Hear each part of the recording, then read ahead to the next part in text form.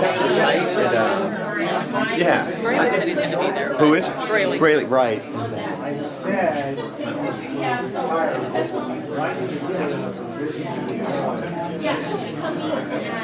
a little problem. Hold on just a second. 64.3 actually.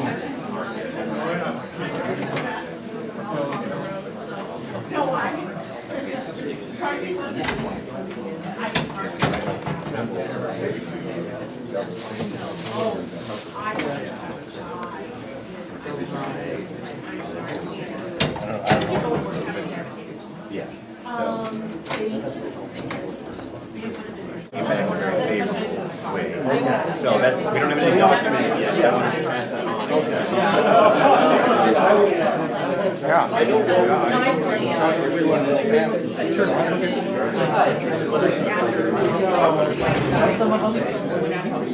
I handle all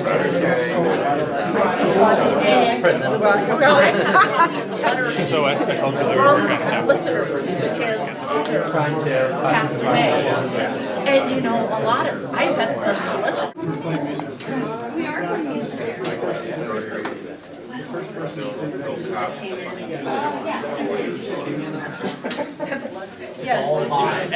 Built in 2001 and largely remained unoccupied until about a year and a half ago, where we started bringing in some prisoners into the facility. In about 2001, the Clinton Chamber of Commerce reacted and put up an entire subdivision to accommodate people that would be moving in from the Thompson area. Unbeknownst to us, and a very nice surprise to us, that entire subdivision was filled with the Sawmill Museum in Clinton, Iowa. A little bit of background, I actually cut my teeth in the museum world just down the street. I worked on the initial planning and fundraising for the Star Spangled Banner project at the National Museum of American History at the Smithsonian. And then following that, I was at the National Museum, Mississippi River Museum and Aquarium in Dubuque for a better part of a decade as their director of operations. If you're familiar with either of those projects, you know that they're both enormously significant community projects, both culturally meaningful and economically they meant a lot to the communities that they're in and to the institutions that they're a part of. Excuse me. And I recognize some of the same opportunities with the Sawmill Museum in Clinton. Why build a Sawmill Museum in Clinton? Well, Clinton for almost the better part of a century, from 1850 until the early 1900s, was a leader in the lumber production on a national scale. And during its peak in the 1890s, it actually was the largest lumber production center in the country, outpacing St. Paul, St. Louis, Quad Cities. It really was the nation's lumber capital. Keep going with my notes here. It also helped build the American West town. Streetscape or project that we've been working on is kind of the culmination finish. And additionally, there's a request in there for some funds for a library. Specifically tomorrow, myself and a couple other folks, we're going to meet with some individuals on that specific. So, but anyway, I didn't want to belabor that issue here with the folks that are here today, but I did want to take just a couple quick minutes because I do enjoy coming out to DC, and I wanted to come up here and thank individuals like Pete and Kathy who have worked with our city administrator, Steve, on trying to get some applications in on these projects. Again, I just wanted to take an opportunity rather than sitting out there. I just wanted to comment that I thank. And it's a children's museum that's been in operation in Clinton for a little over 10 years. And due to the Highway 30 expansion about 18 months ago, we were forced to relocate. And I know we had a lot of people that kind of told us, how are you going to go from not having any mortgage or rent that you've paid in the past because we were housed in a city-owned building to purchasing a nearly $1 million property.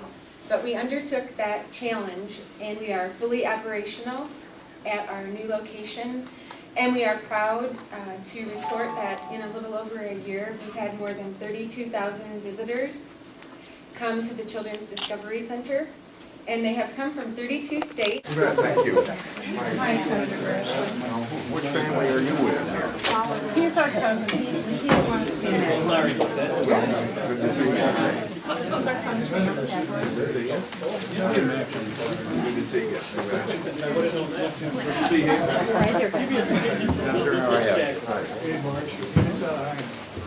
better make it look like I know what I'm doing. There's plenty of room at the table. Yeah, sure.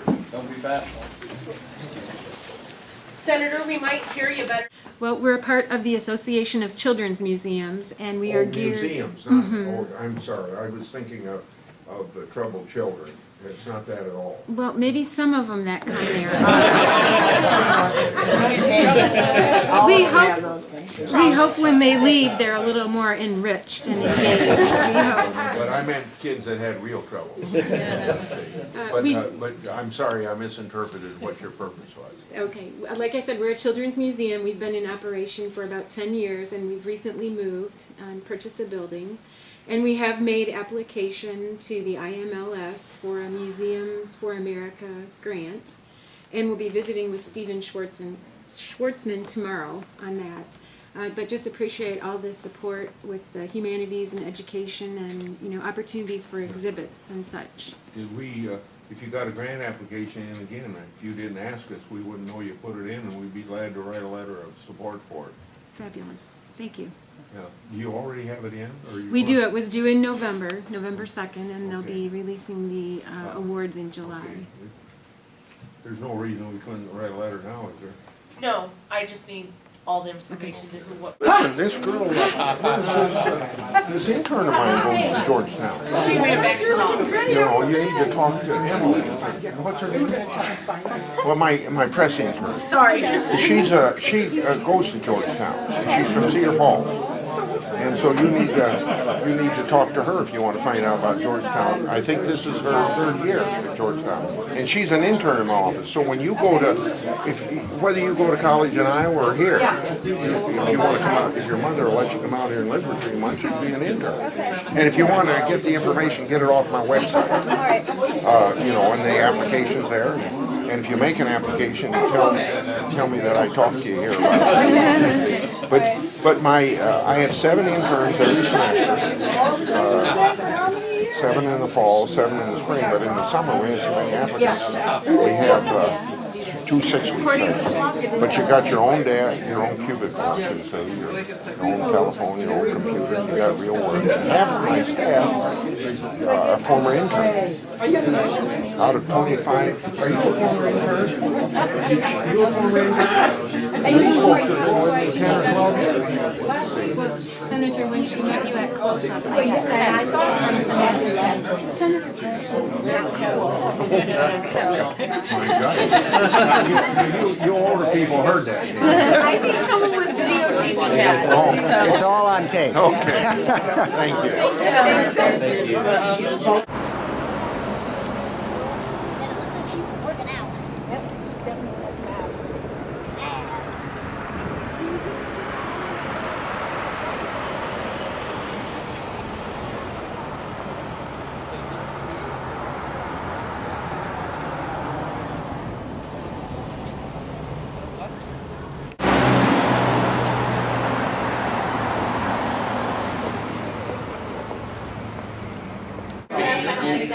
I think I'm here for almost an hour, so whatever. Awesome. Your schedule.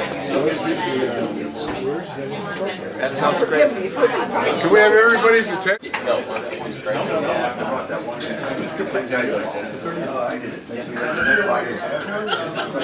I was ready to stop by and a few words that I have to say.